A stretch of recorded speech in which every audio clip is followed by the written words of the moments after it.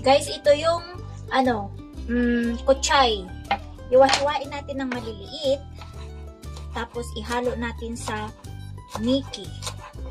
Hiwa-hiwa ng maliliit. Tapos, ihalo natin sa Ilocos Mickey Noodles.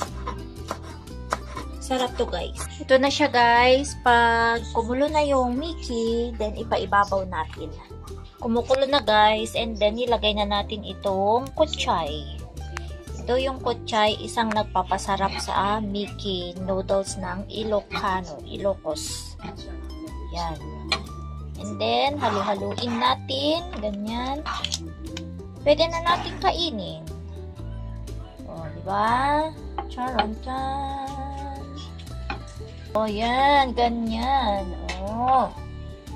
See? Tikim-tikim.